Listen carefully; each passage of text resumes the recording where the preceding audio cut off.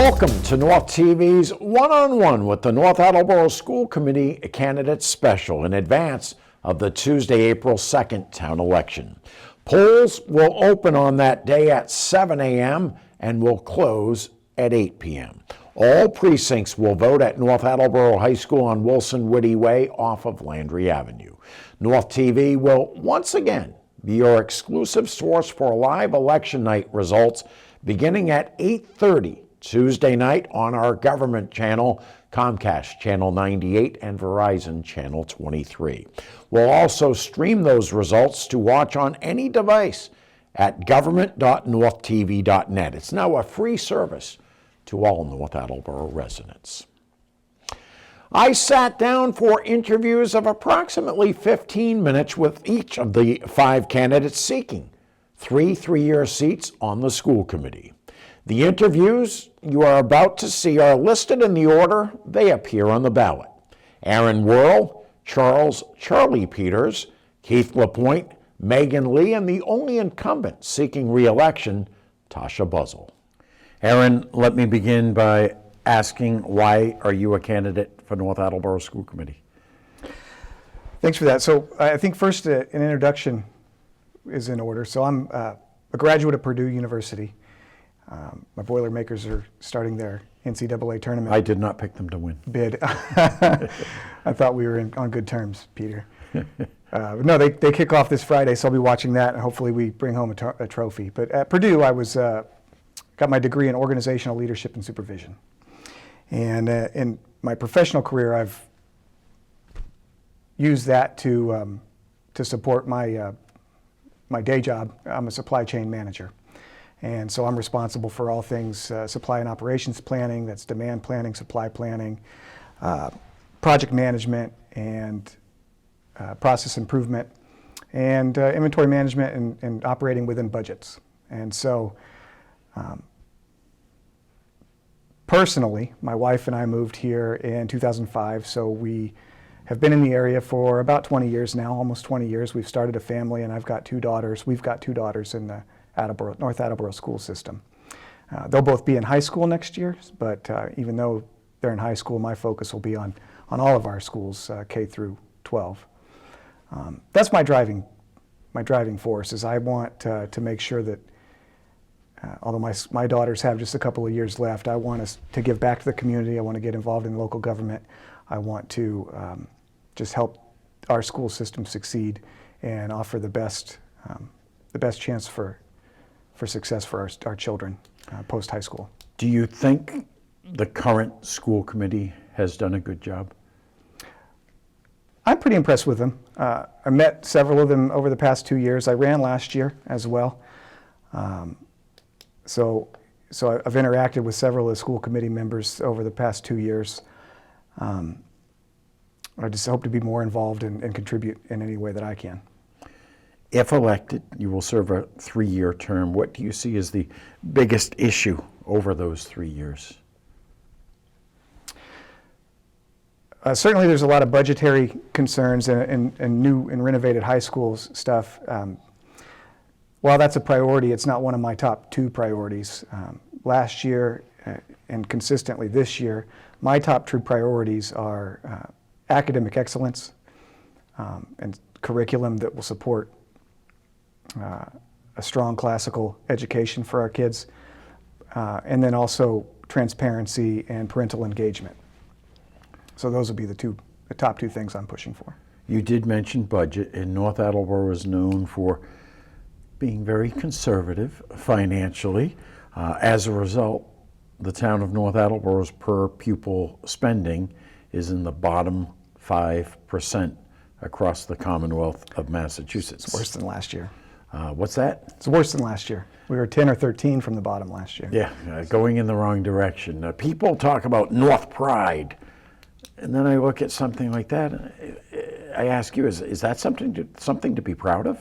No, it's not, and that's something that that'll take a strong focus from our school committee, advocating for better funding and more expenditures for our students.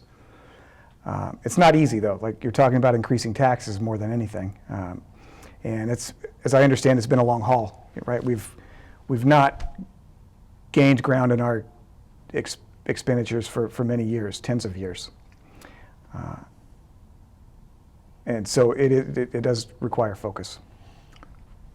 Even though North Attleboro's per pupil spending is low compared to other communities, students in North Attleboro seem to excel. When I hear at graduation or at the awards night where the graduating seniors are going off to college, it's impressive. Is that a tribute to the men and women that are working in the schools on a daily basis? Yeah, we do a lot. We do very well with what little resources we've had. Is in my short time here. We've got a lot of great teachers and staff and paraprofessionals who support an increasingly diverse student population with increasing needs and desires and dreams after high school. So I think that it's a testament to our teachers and staff and paraprofessionals that we do so well. Can you imagine how well students would do if North Attleboro were, say, in the top 50% in per pupil spending? It'd be outstanding, and I think that would be my job as a school committee member to realize that goal. Maybe if it's not top 50, but let's see some incremental improvement, right? Let's make sure that we've got a budget for the needs of all of our school buildings, right? And make sure that they're safe and functional, and are supporting the needs of the students. But even with this new high school project, together with town, communities, obviously tax funds, but leveraging the MSBA and state grants and funds that are available, I think that to help ease that burden is going to be a huge win for us, and will go a long way into improving the experience at North. I remember attending a basketball tournament back in the 70s when North Attleboro High School, the current building, was brand new. Mm-hmm. That was almost 50 years ago. The town is working, the school building committee is working with the MSBA on potentially either replacing that school or renovating / expanding it. Meanwhile, 2 buildings down is the community school, a building that is over 100 years old. Falls School isn't 100 years old, but it's really not handicap friendly, No. Nor is the Roosevelt Avenue School. Did the town and the MSBA miss the boat by saying, yeah, high school should be the top priority? Should there have been maybe like a regional elementary school up in that area? Well, I tell you, it's not for lack of trying. Everything that I've heard and seen, and I'll say that the current committee, administration, the town has been really fantastic with their public outreach, right? What they're doing to make sure that the town and community is involved in the school building project, that there's transparency there. I'm pretty impressed with it. There's social media outreach, there's town halls, right? Asking the community to be involved and provide their input on the high school project. It's not that they missed the mark or weren't trying, right? We know, and the administration knows that we have these other needs in these other buildings, and I understand that there's been other MSBA requests to support those needs, and they just haven't been haven't agreed on terms or haven't been offered yet. And so, we won the opportunity to work on a new high school, and so that's what we're going after. So then, go ahead. For the rest of the school buildings, where we have needs, and then as a school committee, we have to prioritize and budget for those in the normal budgeting process and for those improvements. North TV televises a number of meetings. One of those is a curriculum subcommittee, and you mentioned curriculum and boosting that. The town was in somewhat of a hornet's nest situation when it became public that the book Woke, a young poet's call to to justice. Was pulled off the Martin Elementary School library shelf. In your opinion, did Was that handled well by, I'm not going to say the superintendent or the school committee, was that handled well by the school department? I've actually been fairly outspoken on this issue. In the first school committee meeting after this hit the fan, I spoke. Was that the one in the middle school in the middle school cafetorium? So I had the opportunity, I took the opportunity to speak at that time and provide my perspective. I also went to the following policy subcommittee meeting where they reviewed that policy specifically and weighed in there as well. I feel pretty strongly about this. I think, so your question again was, did the school department handle that whole situation well? Handle it well? I think it could have been handled better. I will say that per the policy was followed, and a committee was formed. After a book or any material is questioned at a school, the policy says, okay, if you can't handle that with your principal, then we form a committee of 5 and they review it, and it sounds like they put a lot of effort. I think that the committee handled it as well as they possibly could have. It seemed like where it could have been improved is it was done in secret almost, right? And so it could have been a little more public. You open yourself up to a lot of criticism, and this was a hotly contested issue, so there would be a lot of criticism. But I think that committee made the correct decision and pulled the book from that school based on a couple of things. I think early on it came out or it was misstated that it was just because the book's title was too divisive, and that wasn't the case. It was based on the content of the book, and plus the publisher's recommended age group being 8 to 12 or older. And in Martin School, we have children much younger than that. So the committee did their best, the committee of 5, and the superintendent, supported that decision at the time, and then, everything went haywire. It blew up. It's a shame because the book's not a terrible book. I agree that it doesn't belong in our youngest age group schools, but it's a terrible example of enacting this policy. I think that there's other books and materials that I expect can and should be under review or to make sure that they're appropriate in our schools for our children. For example, any subjects that come to mind? Yeah, specifically, so in this case, it was more of a racial division type of a book, Young Poets' Call to Action. I'm more concerned about messaging with respect to gender ideology, sexualized topics. I think you're seeing a lot of this in the news across the nation, with concerned parents bringing topics to school committees of books that they're finding in their school's libraries that can't be read aloud in the school committee meetings. And those parents are being ushered out by police, some very, very hot topics, and very, about some very questionable materials in schools. So I think that our school library policy should be really careful about the materials they select, and our parents should have a voice. And so while that specific situation with woke was unfortunate and maybe perhaps could have been handled better and maybe more in the public eye, because it wasn't until, that was last spring, right? So it's almost a year ago. Which leads me to my next question. I know one of the goals of not only the school department, but the town, more transparency. Book was pulled in May, and I know at least some school committee members knew about it. Did not become public until the Boston Globe found out about it, and then exploded when the Sun Chronicle published a front page story. Yeah. The fact that it was never discussed in an open session of a school committee meeting, is that transparency? Clearly not. Clearly not, but the policy was followed. Final question. 5 candidates, 3 positions. When voters go to the polls on April 2nd, why should they give you one of their 3 votes? I go back to my my priorities. My priorities are academic excellence, right?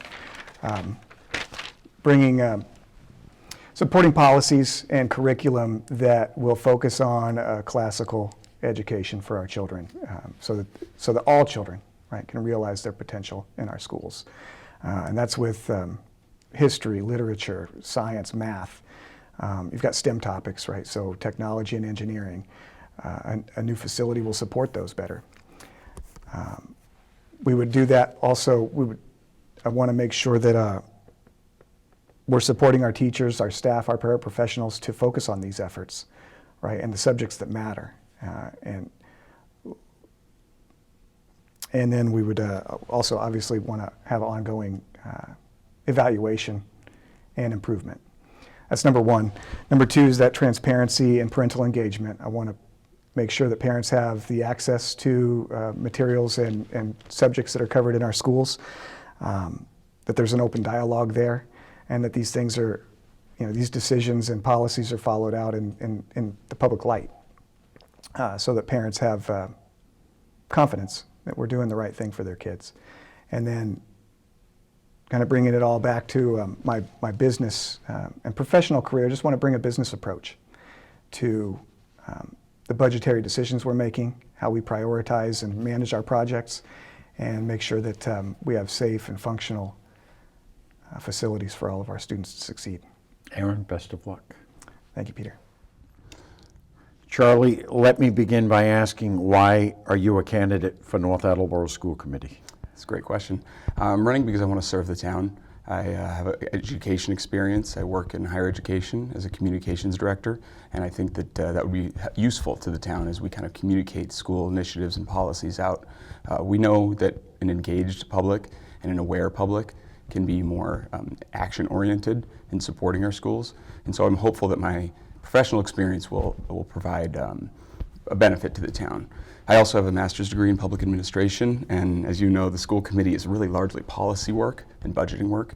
So I feel like a policy-based academic background would be really helpful. I'm also a parent of 2 young kids in the district, and I want to make them proud for both their schools, and also I want them to be proud of Dad. And it's been great. It's been great so far. This campaign has been really eye-opening, but it's been a lot of fun, and it's a lot of fun driving around town too, seeing my signs, and my kids are in the back going nuts. It's some major dad points. Where do your kids go to school? So I have a 3rd grader at community, and then this fall I'll have a 2nd child going to community. So I'll have a 4th grader and a kindergartner. Lucky you. Yeah, Lucky you. It's a good time. What do you think, looking ahead, if elected, the next 3 years, what's going to be the biggest issue you'll be facing? I think overall the biggest day-to-day issue will be the same issue we've been facing for decades. It's funding. It all comes down to funding. We have incredible educators in this town who are doing really, really great work. We have 600 plus staff members here who are really giving their all to students every single day, but they don't necessarily have the resources in place, I think, to best support our kids. We know, it's not a fun thing to talk about, but when we look at school districts here in the state, we know that 302 out of the 318 fund their students better than North Attleboro. That means 95% of the state provides more funding to their students in their schools than we do. And that's not something that can be fixed overnight. That's not something I can fix. But it is something that we can work on together. And so one of my goals will be to kind of continue to share about some of the successes we're having in town, and try and remind people and communicate that look at what the incredible things that our students are doing. Now imagine if we scaled that up by bringing funding to a more appropriate level. 302 out of 318. Remove the charter districts, we're 302 out of 318. You can look at it any way. Large districts, we're the 4th lowest in the state. East Bridgewater, Raynham, and Drake are the only ones who spend less money per student. Our neighbors spend 30% more money in Foxborough and Mansfield. And North Attleboro is known for North Pride. Yeah. Mm-hmm. Is that something, as a resident, you should be proud of? I think it's. I think there's different ways to look at that. I myself, would like there to be more funding for schools. Certainly, I think pride comes in different ways, though. I think about it. I look at being proud of who we are as a community, how we take care of each other, and specifically about schools and school committee. I think about our educators and what they do. I was at the school committee meeting last month, and they were doing some Employee of the Month recognitions. And the music teacher for the elementaries, who does work also at community, Mr. Littman, got up, and a student had nominated Mr. Littman and said, they said, "Why is Mr. Littman special to you?" And the student who's in 4th grade wrote, "Mr. Littman is the reason that I persist." And that just that's pride to me. Yeah. We should be proud of that student. We should be proud of Mr. Littman. We should support these kinds of people. And this is an arts teacher too. It's something that's not always historically been supported. And I mean, that's the kind of thing. There are so many Mr. Littmans in this district that I think we can continue to support. So I am proud. And you bring up pride. I want to be proud of, I want my daughters to be proud of the schools they go to, and they are. But I want them also to be proud of the opportunities they provide. And it wouldn't be bad if some other towns had a little bit of envy of us educationally. As you know, Attleboro's got a brand new high school. North Attleboro has a little Attleboro envy right now for that new facility. I want us working together so that we can accomplish some things together that will make everyone proud together. Are you a North Attleboro grad? No, I'm not. Okay, so how familiar are you with the high school? Familiar enough to know that if this question isn't leading into do we need a new high school, I do strongly support a new high school. Because my question is, does the town need a new high school more than they need maybe another elementary school that would eliminate Community, Falls, Roosevelt, and AMVET? I mean, Community's over 100 years old. Yep, right. Those other buildings are decades and decades and decades old. You mentioned your daughter at Community. I feel bad for her because she's really in an old high school that was never really renovated. Right. She'll tell you too. You come visit my house at about 3:15 after school, and she'll tell you how tired her legs are from walking up and down the stairs.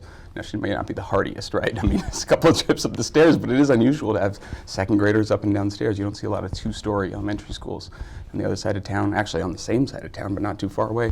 We have a couple of elementary schools that are separated by a few hundred yards. You look at it kind of a 30,000-foot view, and you say, this doesn't make a ton of sense.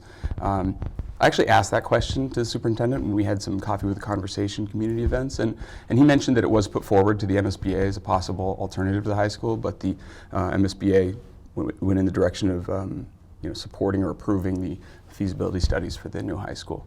And all of our buildings are in need of help. It's unfortunate. It's kind of like how do you start approaching when everything needs help? You can't do everything at once.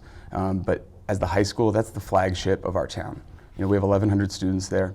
The space is woefully outdated. It's been run through pretty good in 50 years. 50% of those classrooms don't have natural light. It's 15% smaller than the regulations suggest it should be. We know that the heating system was installed during the Vietnam War. We are at risk of system failure. We have electrical issues there, and we can keep pouring money into these really expensive fixes. But at some point, you're kind of throwing bad money after a dead project. And I do think that the elementary schools need help. I mean, I can tell you, I go to Community. Sometimes, thank goodness for the new roof, because before that, it felt like if you sneezed, the place might fall down. We do need some more help in our facilities funding. But right now, I think the high school is something that can really be an important driver of not only of North Pride, but also of potential enrollment. We lose a lot of students to nearby high schools, sometimes for specific reasons. Maybe it's a religious reason, maybe it's a very intense focus on the trades. But there are times when that student is going, I'm not sure where I'm going to go. And I think a brand new high school is going to do a lot for that. And we know that enrollment equals funding is kind of where I'm getting at this. We have every year, grade to grade, we lose a % or 2 of students who don't go on to the next grade in North schools. They move out of town, they go to a private school, something happens. 1 to 2%. After 8th grade, we lose a third of our students. We lose 33% of our students because they're going elsewhere. They're deciding not to go to the high school. Which, if they go to Bishop Fee-In, that's more money the town has to educate the remaining students. That would be a positive. Well, the problem is our funding is directly related to enrollment, right? And also, when you consider things like school choice, we're sending out a lot of money that we're not necessarily bringing in. I want to kind of laud the committee for recently expanding school choice. So now we have the ability to take in 5 students at each grade level up through the high school, and then 10 per. And at $5,000 in funding that comes into our district from those things, this is that's a net of, there's something in the range of $400,000. Now, granted, that's not just $400,000, right? Money comes in, money goes. But in the last 5 years, I think we've sent out over $1.5 million of school choice funds. When our students go somewhere else, we've sent those districts $1.5 million. Up through 2022, we'd brought in $30,000. There are a number of issues, but I have to bring up probably the issue that got the most coverage and the most comments on social media this year, and that was the pulling of the woke book from the library at the Martin Elementary School. Wasn't banned, it was pulled from the library shelves. Now, some may argue that it was not appropriate for first, second, or third graders, but fourth and fifth grade certainly was. Was that handled well in your mind? I think it was handled in a way that was absolutely appropriate given the information that we had to work on. And by that I mean, look at the policy. Look at that specific policy.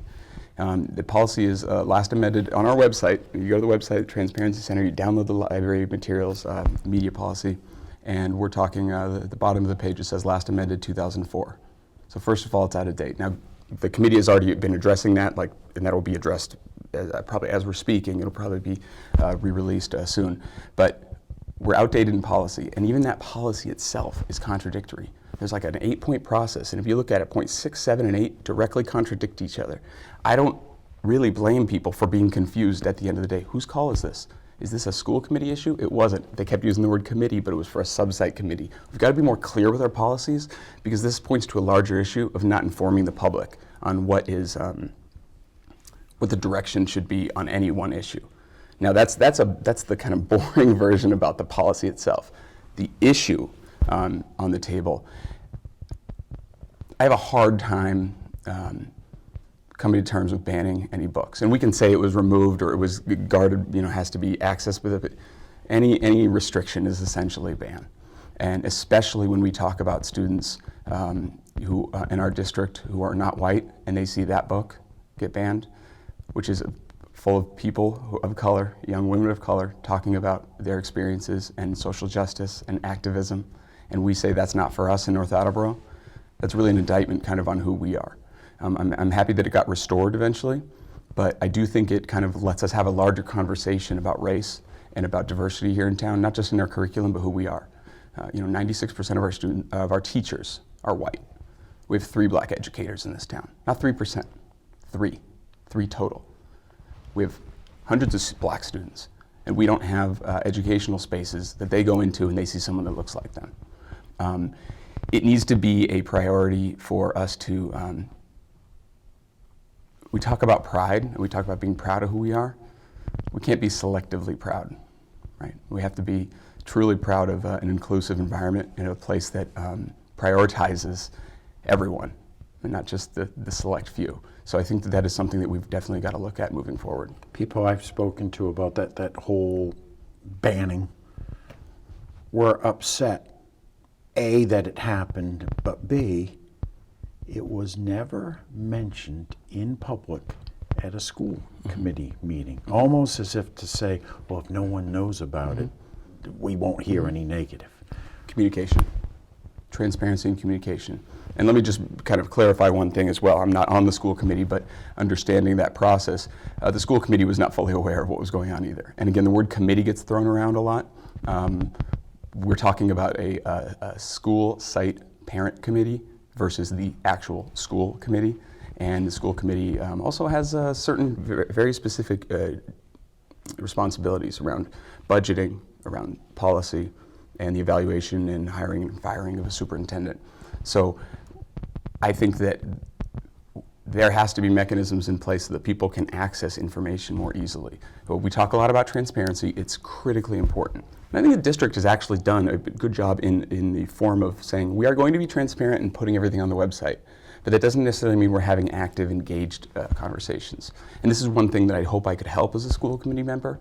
I work in, Eliza mentioned, I work in higher education as a digital communications director. My job is to inform and engage the public about education initiatives, about crises that are happening. I have extensive crisis communications experience.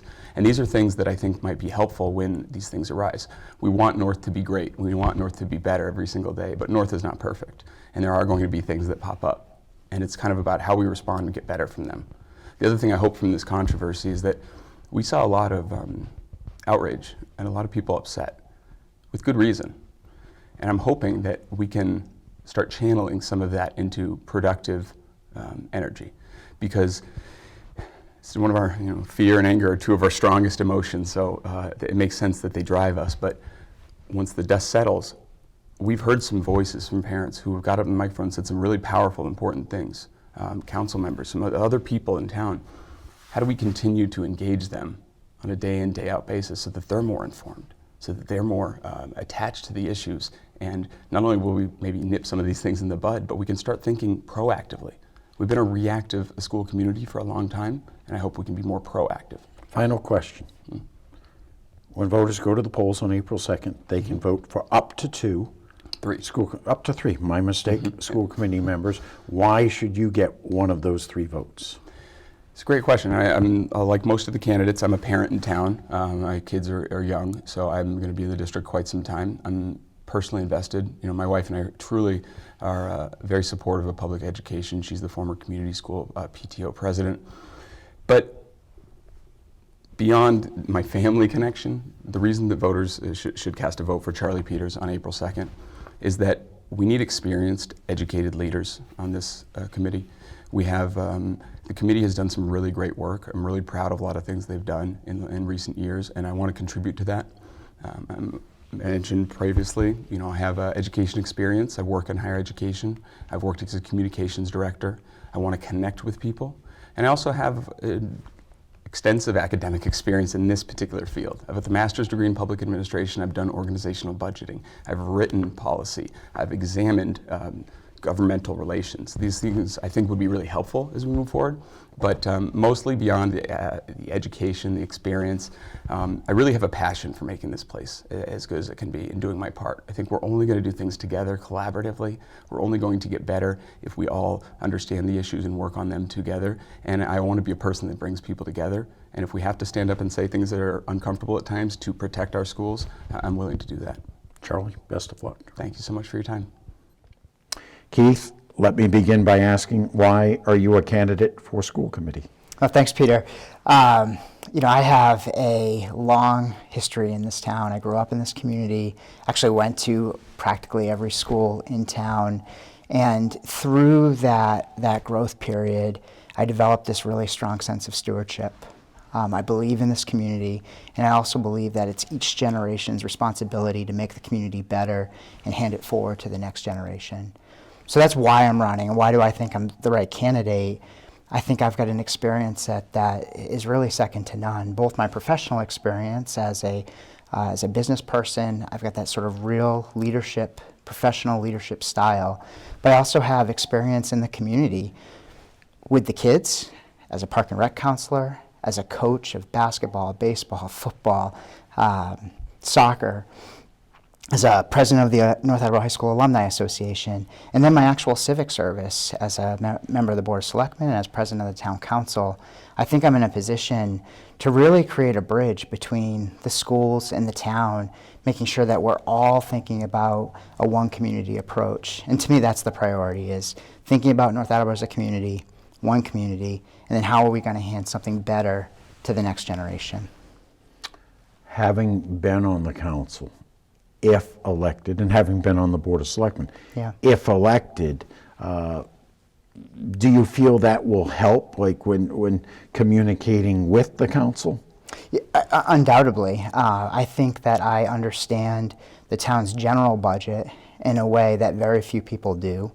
And one of the gaps that I actually see today is a continued misalignment between the schools and the town when we're talking about finances. I think my ability to speak the language of the town, to understand the other competing priorities, and then really bridge that gap. The other thing that I can say is that I think my record sort of speaks for itself, and through that, I have developed really strong relationships with the town manager and many of the existing town councilors. So to be able to pick up the phone and say, hey, we're working on this, how do we make that line up, how do we prioritize that, is value that I can add. I say this of anyone running for a board for the first time. Do you think the current board has done a good job? I do. I actually do. I think the town in general has done a great job over the last 5 to 10 years, and I love the trajectory we're on.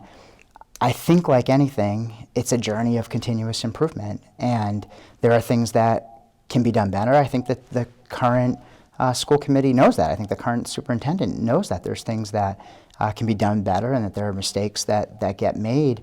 But that's, in my opinion, a natural part of the journey. So I think they've done a nice job. I do.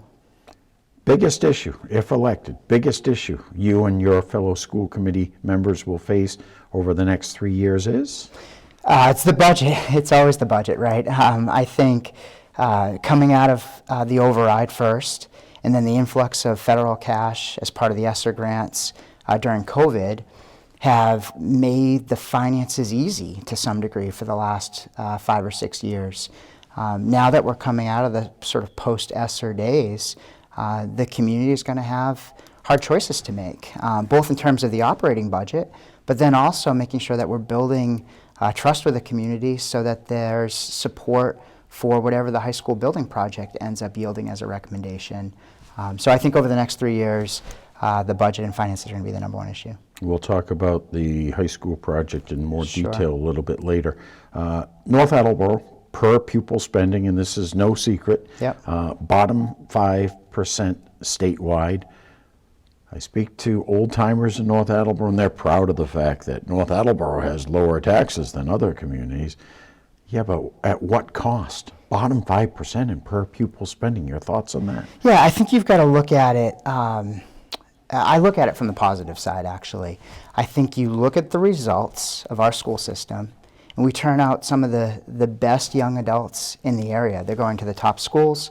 They're having success in public service. They're getting great jobs. We, as a school system, are doing a tremendous job. And when I look at projects that I want to invest in, I want to look at projects that can prove definitively and factually that they know how to spend money. And when you're spending taxpayers' money, that's even more important. So I think when I look at the fact that we're in the bottom 5% in the state, you've got to factor that in with the results. And what I would say to the community is this school system, this town, is proving that they know how to spend your money and spend it well. So let's invest. Let's continue to invest. We've got a great investment here that's generating great returns for everybody involved, both in soft outcomes, quality of education, et cetera, but also hard outcomes, property values, resale, the demand for housing. All of those things are super strong in this community. So, I think you can look at it one way and say our per pupil spending is low. The goal isn't to spend money. The goal is to educate students in the best possible way. We're proving that we can do that really cost effectively. So to me, that's a justification to continue to invest and continue to kind of bank on the schools. New high school, or an expanded / renovated high school. I've spoken to a number of people in town who say the high school is fine. What we really need is the replacement of a building that's over 100 years old, being the community school. Schools like Falls School, Roosevelt Avenue School that really aren't handicapped accessible. That's what we need more than a high school. What do you say to those people? Yeah, the reality is that we have needs across the entire community. But at the end of the day, I'll say two things. One is I truly, fundamentally believe that the core of an elementary school education is the quality of the teachers. You put a bunch of second graders in the middle of a field with a great teacher, and they're going to be great students, and they're going to learn a lot. The high school, the facility matters more. We've invested in the science labs in the last 15 years, but the whole experience at the high school level, the facility is much, much more important. So while the elementary schools, absolutely, there's need there, and we continue to invest in them. I mean, there's new roofs, new boilers, new windows, all of those things are happening. And there's something to be said for community schools. I know every once in a while the idea of a massive elementary consolidation comes up. There's a lot of value that comes from neighborhood schools as well. The second piece of it is you have to work with the state. And we submitted multiple times for elementary school projects with the state. They rejected every single one of them. So our funding partner in this, the Massachusetts School Building Authority, believes that the high school is our priority. And so we have to look at that as part of the equation too. And because of that, I think the high school is the right project at the right time. It's still too early, and I watched the meeting on March 19th, and it was very clear that what was presented is far from the final presentation. People should not be confused by that. But looking into a crystal ball, you're on that building committee. Do you think voters will eventually face new school or renovated/expanded school? Yeah, it's a great question. At the end of the day, we have to do the work. I know, having been a member of that committee now for the entire existence of it, going all the way back to last year, that the committee is very conscious of and very focused on the general cost awareness of our community. And I think when we look at the two options, and maybe just take the extremes for the sake of the conversation, a renovation or a totally new school, we're looking at what's the most cost-effective way to deliver the programs that we need. The one thing we know is that if we do a renovation, that renovation's going to be great. But what I worry about is that it very likely will be more costly.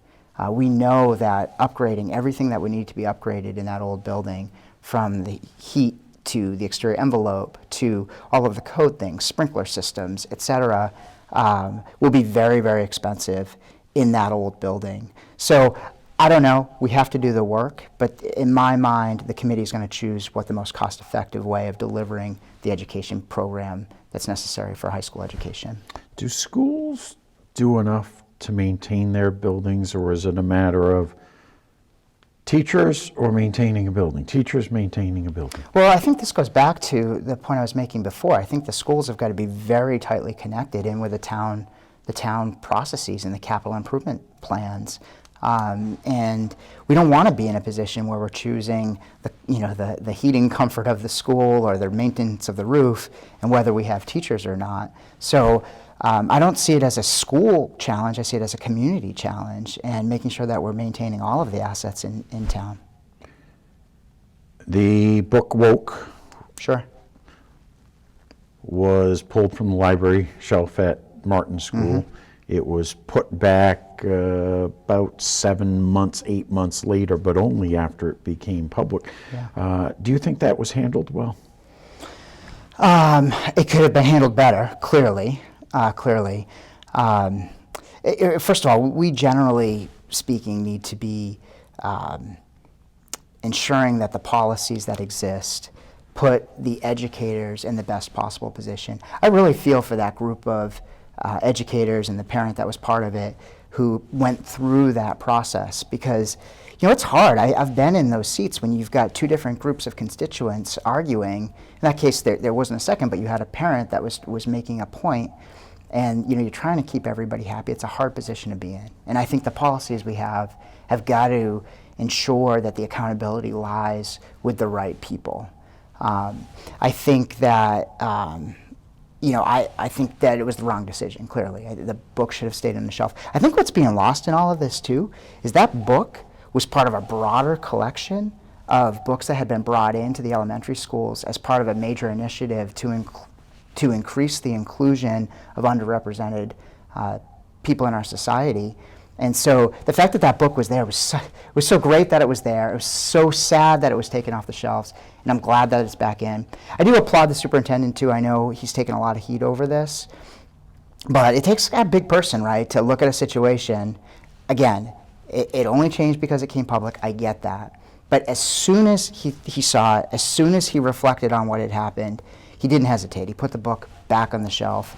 And then just from a bigger picture perspective, Peter, I really, really, truly believe in the accountability of the parents in general, not this specific parent, but parents in general. And I want books like that on our bookshelves because, quite frankly, I want my kids to come home asking me questions about it, because then we can have the fundamental family discussion about who we are as a family and who we are as a community. So I'm glad the book is back there. I hope there's more books like that. And I hope kids are reading them, and I hope they're talking to their parents about them. The book was pulled in May. It wasn't public until the Boston Globe did a story, and then the Sun Chronicle followed up with a front page story. It was never discussed in an open meeting of the school committee, or at least announced that, hey, we had an issue with this policy, such and such's book was pulled. Should it have been? Of course it should have been. I mean, the policy needs to be different. I know they're working on it right now. if I'm elected, I'll lean into that as well. Policy should have been different. Clearly, something of that magnitude should have been discussed in public. Final question. 5 candidates. 3 will get elected on Yeah. April 2nd. When someone goes to the high school and votes, why should they connect the arrow to the name of Keith LaPointe? Yeah, thank you. Well, first of all, and I started with this, I care about this community so much. I've spent my entire life here. My kids have been raised here, and I'm deeply connected to the schools, and I think that they're the foundation of the community that we all enjoy today. Starting with that and then transitioning to experience and a proven track record. I'm a known commodity. I communicate, I collaborate, I listen, I do all of the things necessary to be an effective leader, and I think that I can really contribute on the school committee. And then couple that with the actual practical financial experience in this town. I believe that nobody else is positioned as well as I am to create that bridge that's going to be important for us to create a sustainable funding model for the community and specifically the schools. Keith, best of luck. Thank you very much. Megan, let me begin by asking, why are you a candidate for school committee? I'm running as not just someone who will be a recent graduate, but I'm running to make change. I believe that I'm a proud product of the school system, and I want to bring new ideas. I want to bring a perspective of someone who has recently graduated from the school district, knowing students and teachers and every stakeholder within the school district, and knowing that I can represent their beliefs and their ideas and be able to just represent people and to be as inclusive as I can and to truly make a change within the district. People who are watching this and who have watched North Attleboro School Committee meetings in the past might be thinking to themselves, she looks familiar. I've seen her at school committee meetings. What was your role? I was a student representative to the school committee for the past 2 years. Basically, I was elected in a school-wide election, and I am very fortunate and honored to represent the student body at North Attleboro High School and all over the schools around the school district. I've learned a lot, not just becoming a better public speaker, presenting different announcements at the school committee meetings and meeting different people, meeting the current school committee members, the previous school committee members, and other stakeholders of the school district, but really learning how to represent each and every school. And so I was really happy to get in touch with a lot of the principals here throughout the town, the elementary school principals, the ELC, the middle school and the high school, and making sure that these announcements are really representing a broad group of students and not just the students from North Attleboro High School. I ask this of anyone who's running for the first time and even second or third time. Do you think the current school committee members have done a good job over the last few years? Yes, I think so. I think I'm just so proud to be a product of the school system, and we have a really strong educational system here. I think that the teachers, the staff have taught me so much as a student, but also the peers.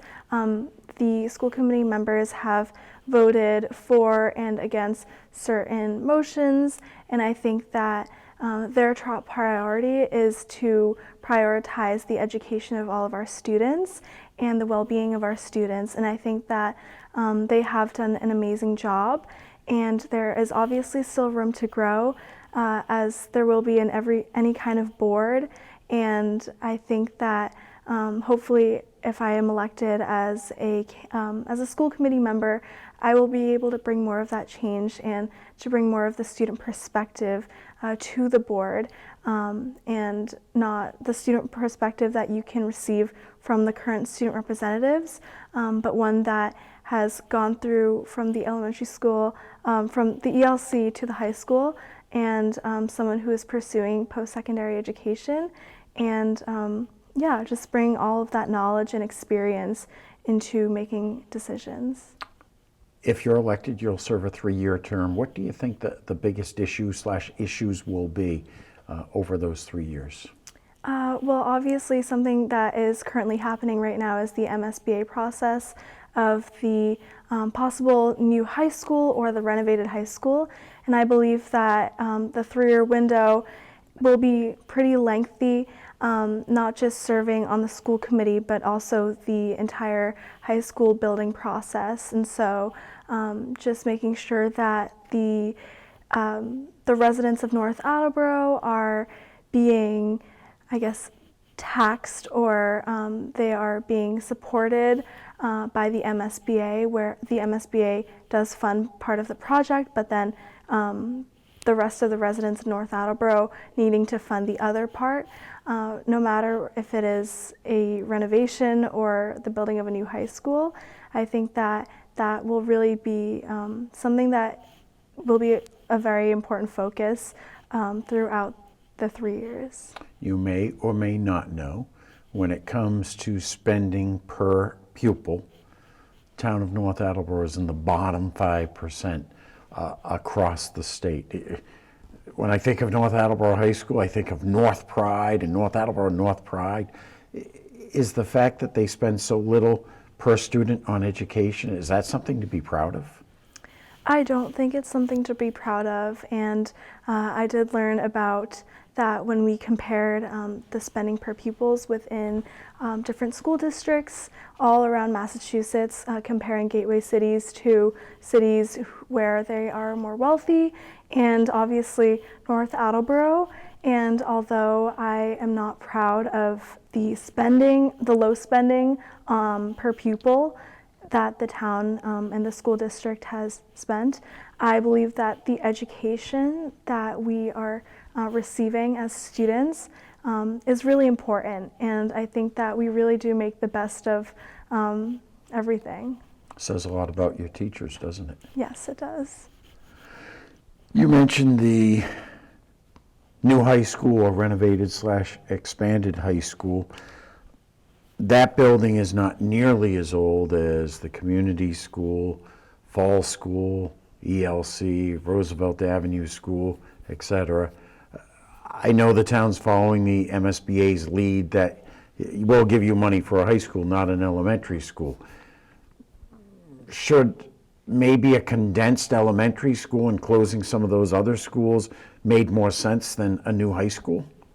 Well, obviously this, as you said, the MSBA is the one who is accepting these projects, and they're the ones who are evaluating the schools and going into each of them and accepting these projects and making sure that the schools who, where they need to, where they see that there is more need to either rebuild or remodel and construct, they are the ones who are ultimately making the decisions for the process. And so although we do see different kinds of maintenance issues within the elementary schools, the ELC, the MSBA ultimately took the high school project, which means that there's more urgency to, I guess, fix the high school. You attend the high school. You've been there now for 3 years and probably 5 months. Do you think the town needs a new high school? I do think the town needs a new high school. I think that being in certain classrooms, I just feel a little unsafe because sometimes there are different things going on just within the classroom and also outside of the classroom, where we have fire evacuations pretty often, where something flicks and there's dust that causes fire evacuations and panic. And I think that being in classrooms where there are sometimes no windows at all makes it very stuffy and a little hard to focus, because I think that it's healthier to look outside sometimes and to look at the beautiful trees and around the school instead of just being in a room where it's just enclosed without windows.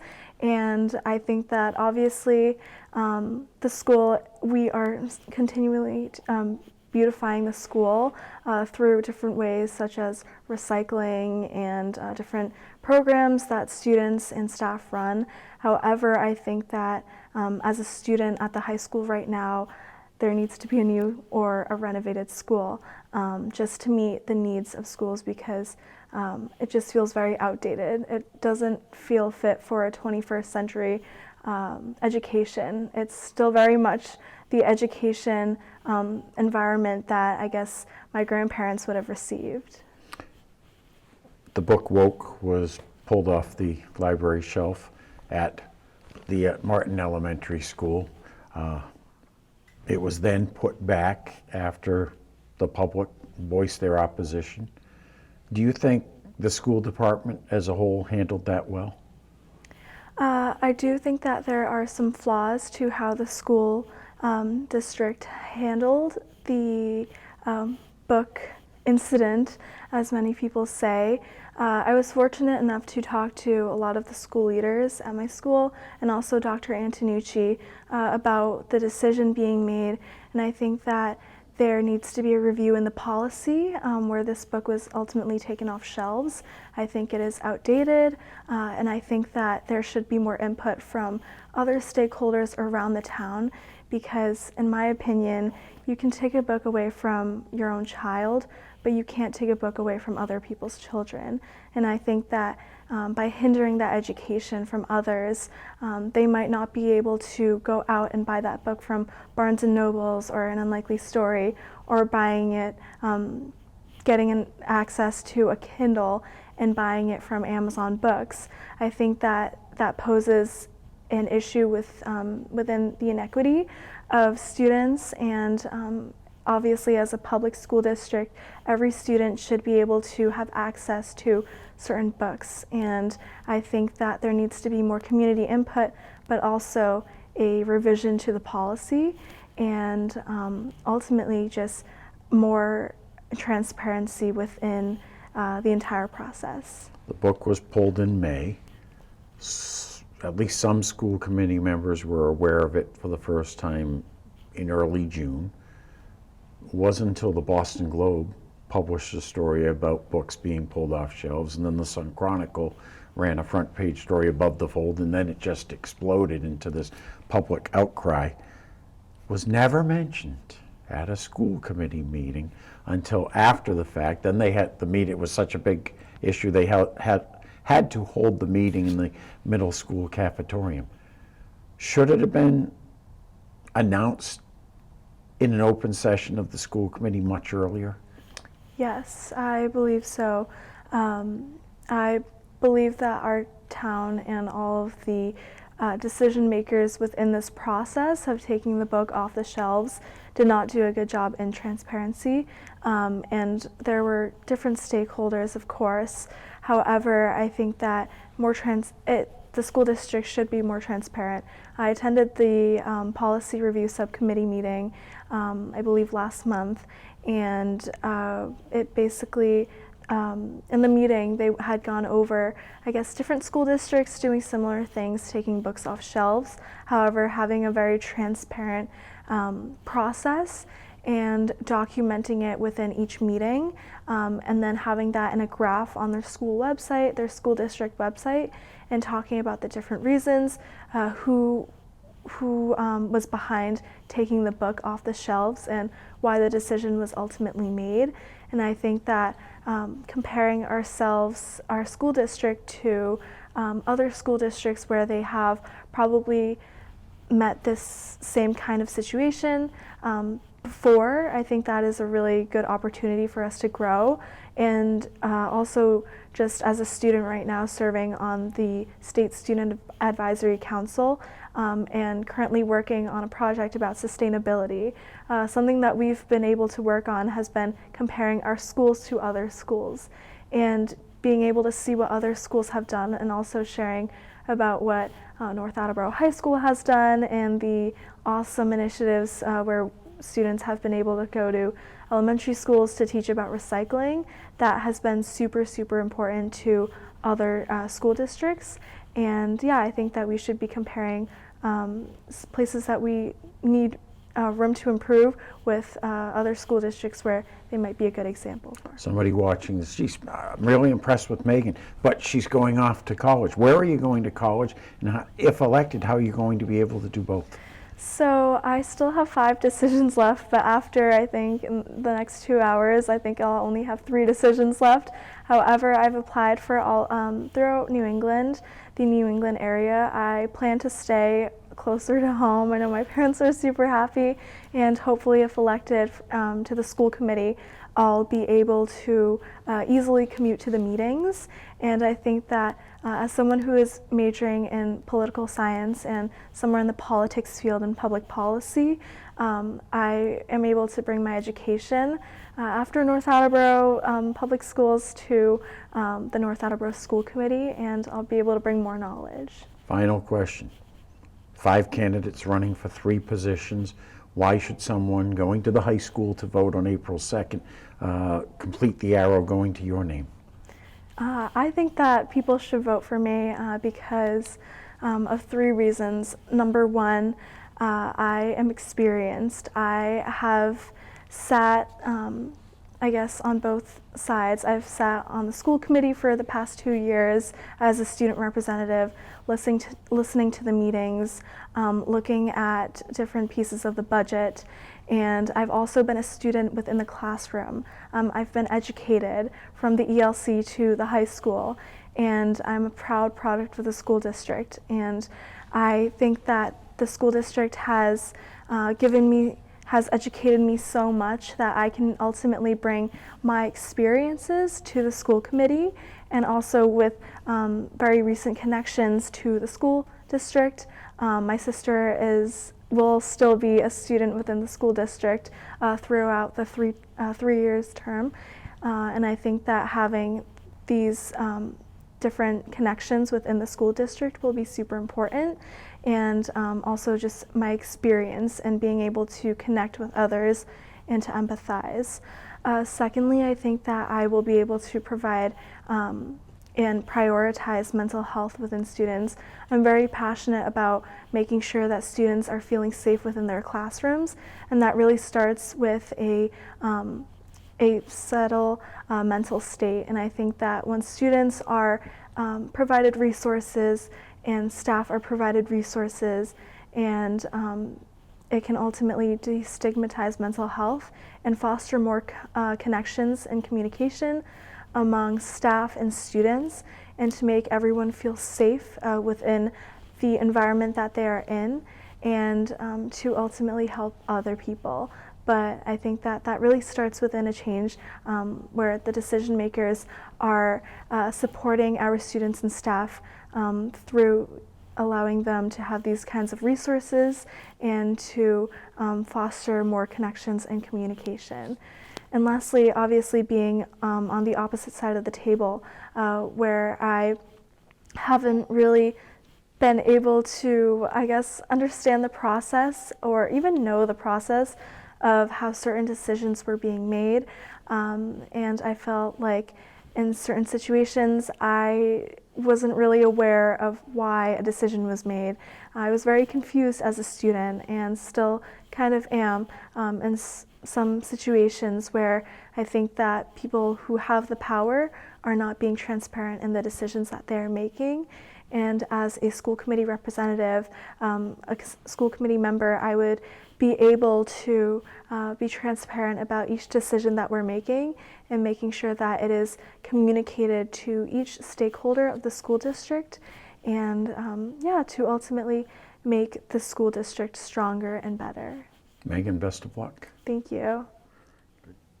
Tasha, let me begin by asking, why are you a candidate for re-election? I really enjoy what we do on the school committee.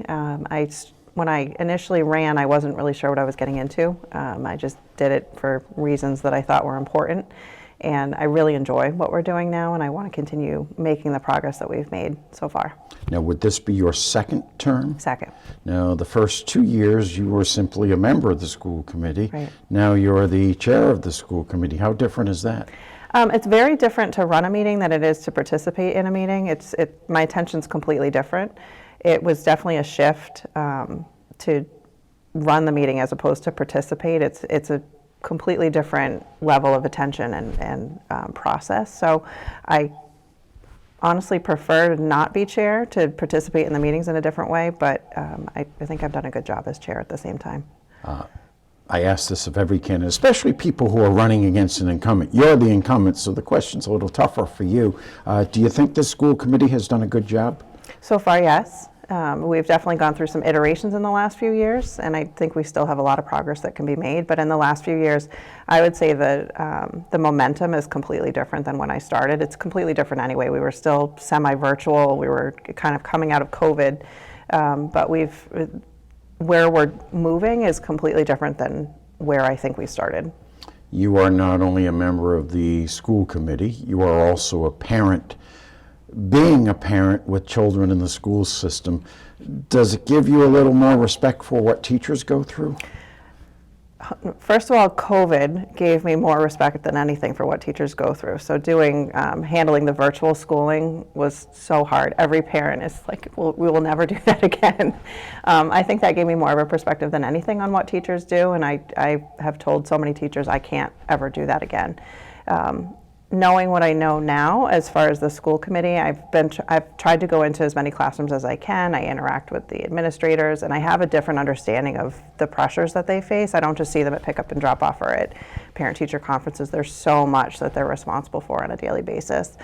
I have a better understanding too of all of the issues that are facing the children that they're handling on a daily basis and that they're teaching. Teaching has gone so far beyond just math and writing and history and things like that. It's really an all-encompassing sort of adventure on a daily basis, and I have a much different understanding of that at this point than I did 3 years ago. Biggest issue, if reelected, biggest issue you will be dealing with over the next 3 years? It's always budget.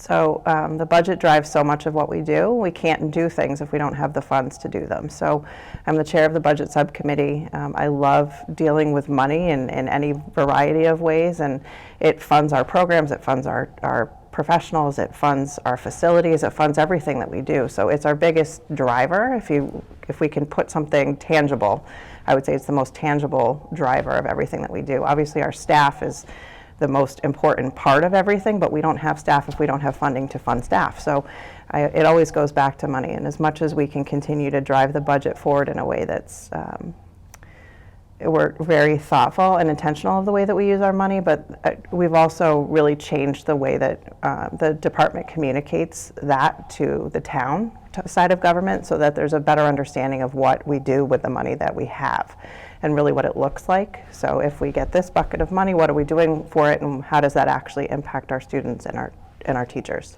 I know school committee the last few years, and John Antonucci, of course, the superintendent, has tried to do this as much as possible. Be transparent, communicate with people.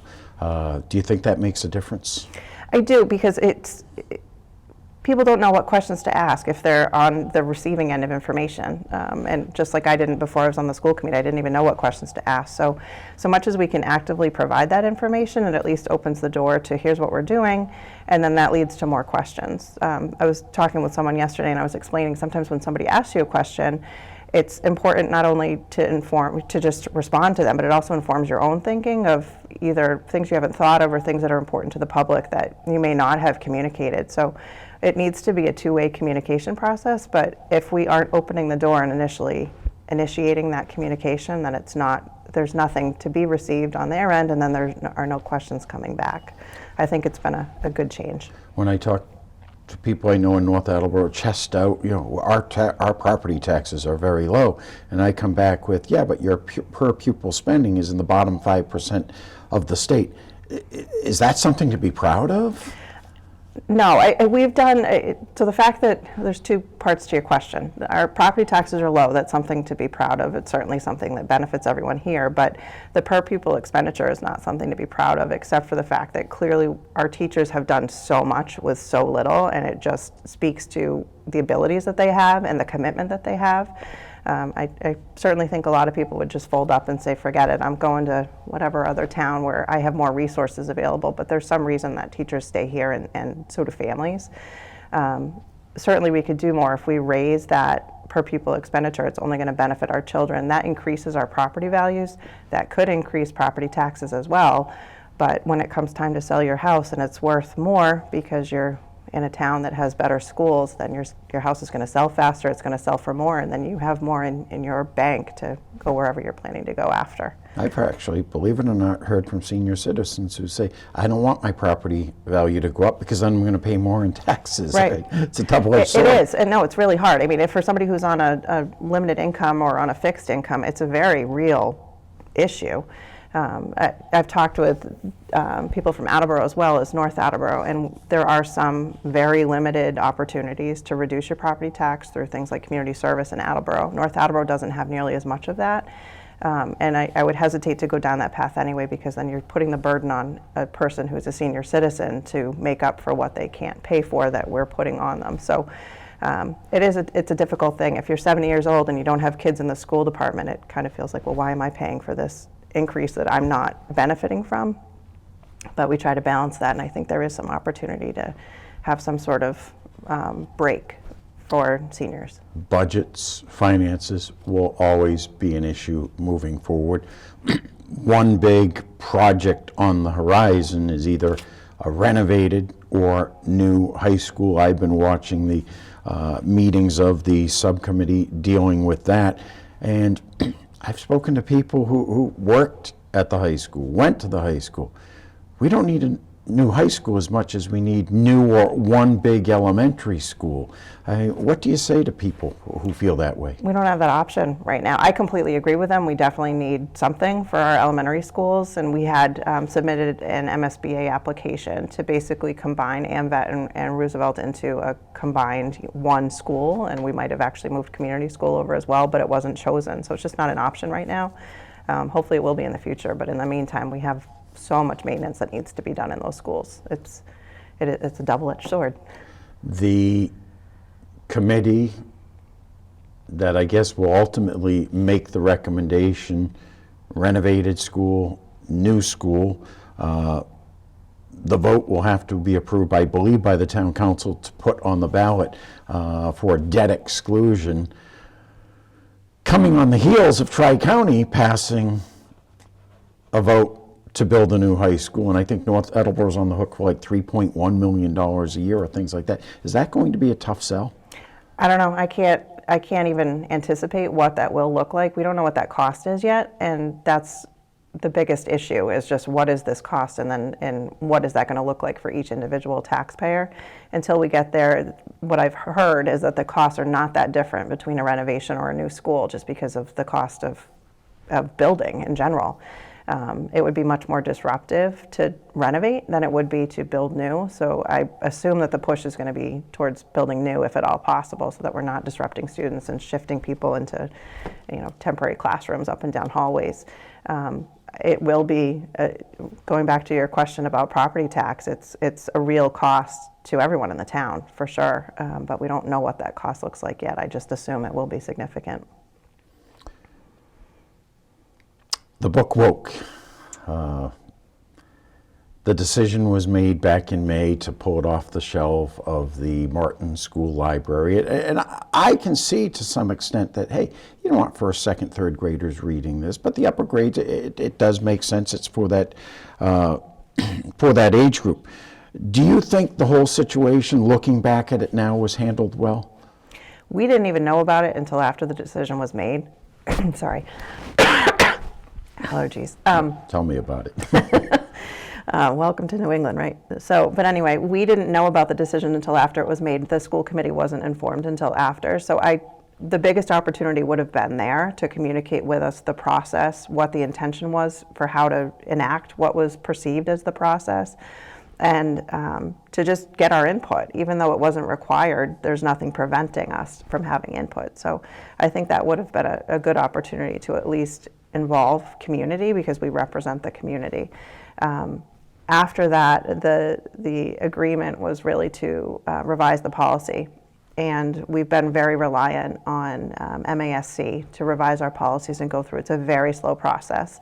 MASC is Massachusetts Association of School Committees. Right. Yes. So so they are revising and going over all of our policies and giving us advice on all of them. So I had specifically asked if we could bump the this particular procedure, if you want to call it that, up for review quicker. And so we have done that. We reviewed it at the last meeting. I actually had to sit in on that meeting because one of the other members wasn't able to be there.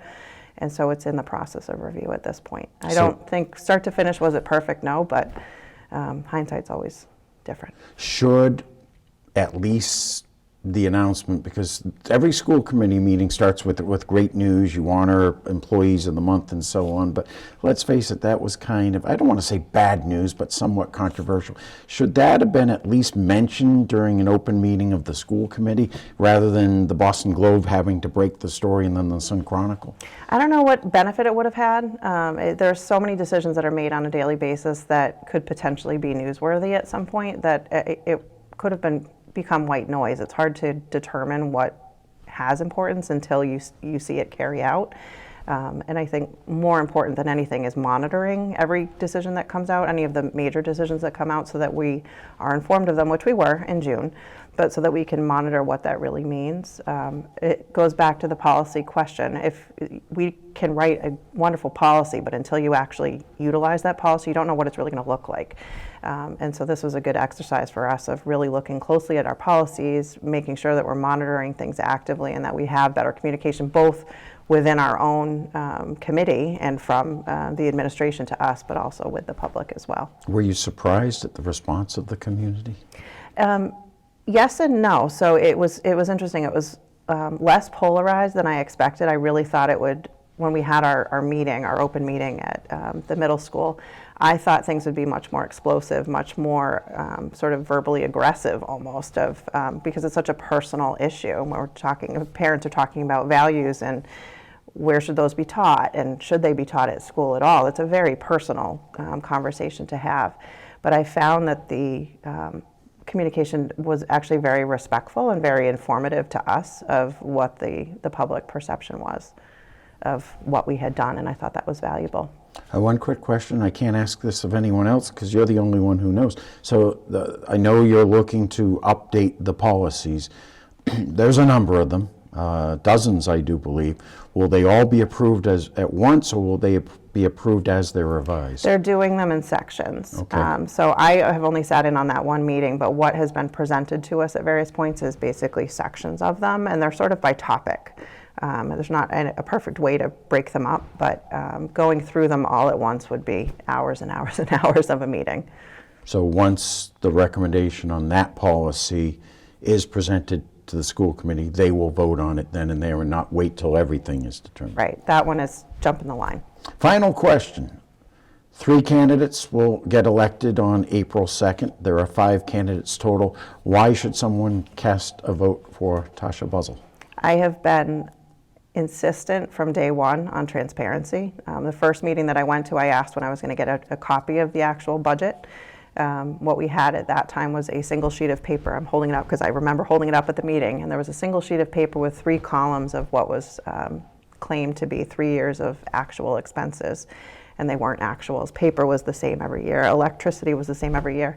And I insisted that I wanted those numbers. We now have a budget binder of probably 30 pages of legal-sized paper that folds out that we can look at. So everyone has a better idea of really what are we doing with our money, which is important. We're fiduciaries of the town.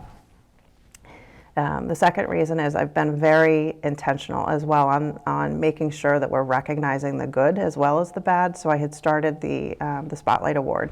That was kind of my thought. That name wasn't mine, but I wanted to make sure that we were having communication about the good that happens in the town as well, so that we're not just sitting there talking about policy and money, but we're really talking about what does this look like? Who's doing a good job? How is this benefiting students? And start to build community in a way that was very intentional, so that we're talking about real people instead of just having this sort of like nebulous conversation about policy and money. And it's done, from my perspective, it's done wonders for us to understand who we're talking about. It's caused the staff to look at each other in a different way too, that they're feeling more appreciated is what I've heard, and that they're also, it's giving them the opportunity to really look for that positive.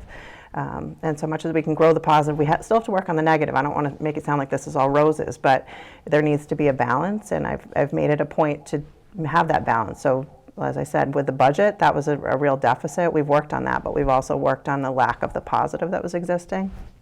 And then the third reason, I don't know, I think just I've grew up here. I was a kid from North Attleboro, but I wasn't a North kid. I didn't go to public school, and I always wished I had. So I'm determined to make that experience as good as I can for my kids as well as other people's kids. I've said on Facebook that every child is deserving of the best that we can possibly give them. And you have to advocate in order to do that. We can't just passively sit and expect it to work out. And I will never sit passively. I'm very active. I'm very much an advocate. I do that.